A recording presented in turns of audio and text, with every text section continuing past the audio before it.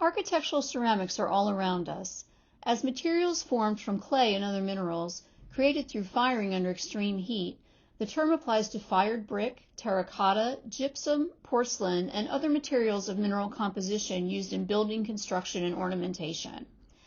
While early building construction utilized load-bearing masonry, the advent of skeletal framing systems, beginning in the mid-19th century, led to a change in the use of architectural ceramics.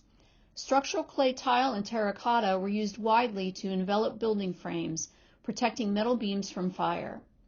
As reinforced concrete replaced the flat and segmented arch systems that utilized masonry for building construction, architectural ceramics were used increasingly as cladding, with terracotta a less expensive and resilient alternative to stone. The Bayard-Condict building is located at 65 Bleecker Street in the busy NoHo neighborhood. The neighborhood is designated as a local historic district, significant for its representation of a period in New York's commercial history. Between the 1850s and lasting until about 1910, the area was a major retail and wholesale goods hub. Today, the area is best identified as mixed use, with many commercial buildings now converted to living space. The Bayard-Condict building was designed by Louis H. Sullivan in 1897 and completed in 1899. The building was planned as a commercial building, and it still serves this purpose. Sullivan is a master of Chicago-style architecture, and this building exemplifies his philosophy of treating a building as a whole. It also exemplifies the Chicago style in that it is built on a steel and iron skeletal frame with a highly ornamented facade of terracotta, a very popular architectural ceramic with Chicago architects. It is a 12-story building faced in red common bond brick walls of varying thickness, with the front facade having a very thin brick wall clad in buff terracotta. It was named a New York City landmark in 1975 and listed on the National Register of Historic Places in 1976. It is the only building in New York City designed by Sullivan and is considered one of the first skyscrapers in New York City. Here we have two buildings in the Chicago style. On the left is the Fisher building. You can see the steel frame just going up with the cladding going on the bottom part of the structure. To the very left is the terracotta detail that is still on the Fisher building today. It was built for Mr. Fisher, and the terracotta details are in fact fish and crabs. On the right-hand side, you see the Wainwright building. This was designed by Louis Sullivan and built in 1891.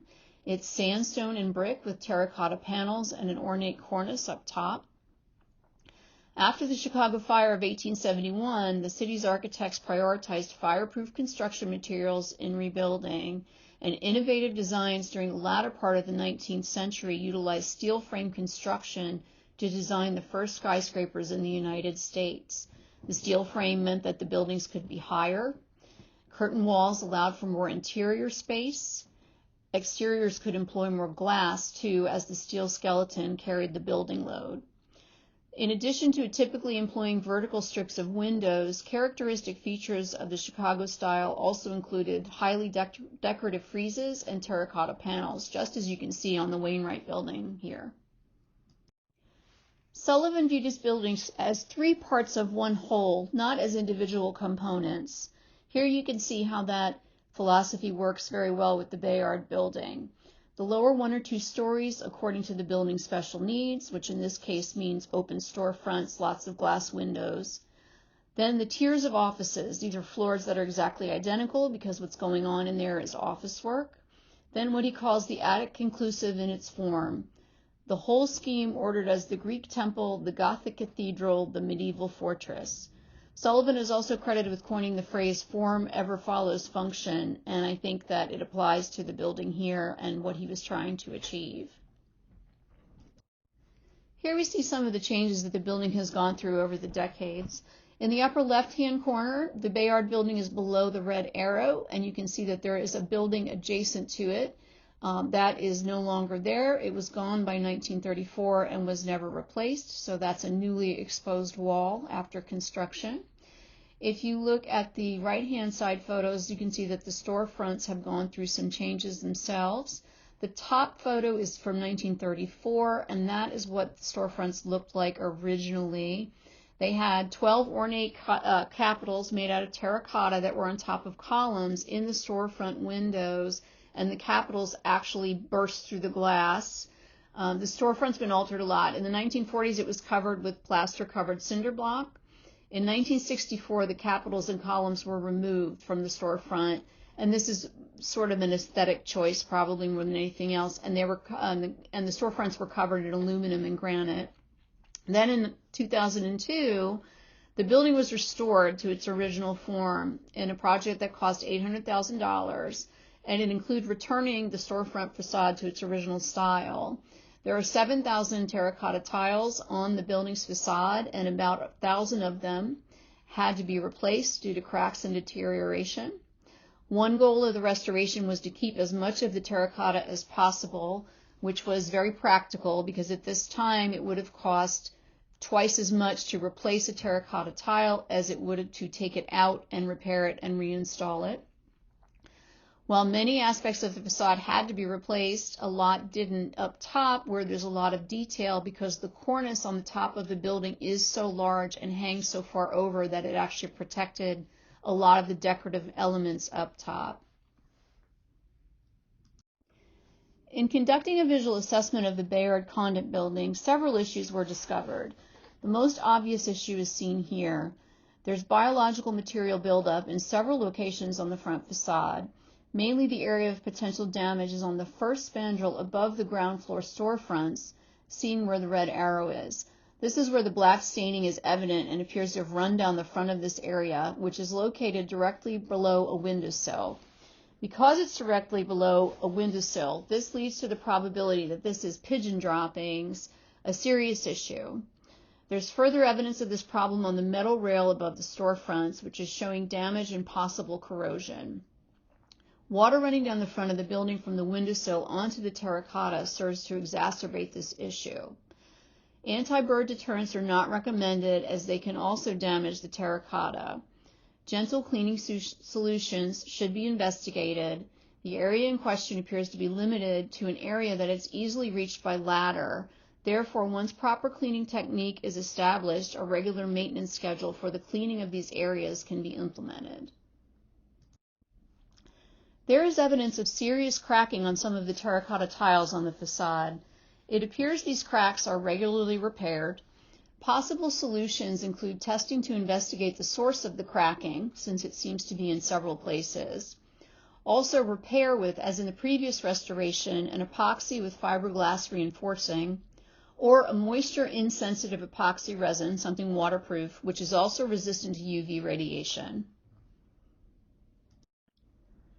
Many of the ornate terracotta decorative features have deteriorated.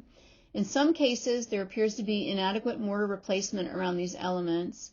In one very notable case seen above, damage may be related to a service door opening and hitting the facade. In the photo farthest to the right, cracking is extensive within a single ornate tile. Possible solutions include mortar testing to find the correct type of mortar to be used with this terracotta. It looks like some of the mortar is falling out and it's not reacting correctly with the terracotta. Repairing of small issues, possibly repairing the large pieces, and replacement of those pieces that cannot be properly restored. The capitals on the ground level are within the transom glass of the storefront. They're actually inserted. While the glass surrounding them, where there is contact, has been cut to shape, there is cracking of some of the glass, which is cause for concern. In one case, there appears to have been some type of epoxy repair.